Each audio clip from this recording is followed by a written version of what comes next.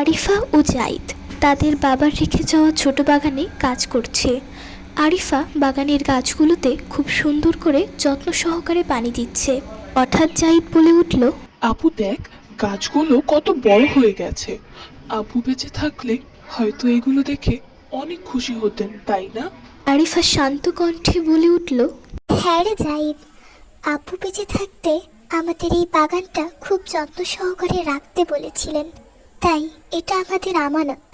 হঠাৎ তাদের এক প্রতিবেশী বা তাদের দূর সম্পর্কের এক আত্মীয় রাগী স্বরে দাবি করে যে এ বাগানের অর্ধেক তার। তাই হঠাৎ সে বলে ওঠে, থামো তোমরা, এই বাগানের অর্ধেক জায়গা আমার।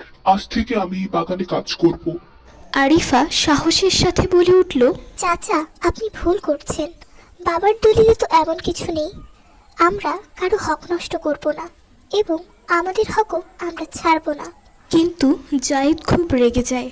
সে চাচার সাথে খারাপ ব্যবহার করতে চায়, কিন্তু আরিফা তাকে শান্ত করে একটি হাদিস শোনায়। আরিফা জাইদকে বলে, জাহিদ, রাগ করো না। মনে রেখো, অন্যায়ভাবে কারো জমি দখল করা অনেক বড় গুনাহের কাজ।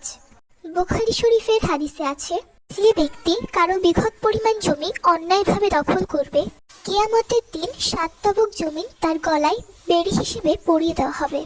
তারপর তারা গ্রামের মুরব্বী বা দয়ালু দাদুর কাছে তাদের দলিল নিয়ে যায়। দাদু সব দলিল খুঁটিয়ে দেখেন এবং বলেন, আমি সব দলিল খুঁটিয়ে দেখেছি। এই বাগানে অন্যর কোনো অংশ নেই। এই বাগানের মালিক এই সন্তানরাই। এটা শোনা মাত্রই প্রতিবেশী লজ্জিত স্বরে বলে ওঠে, আমাকে মাফ করে দাও মা, আমি লোভের বশে এই ভুল করে ফেলেছিলাম।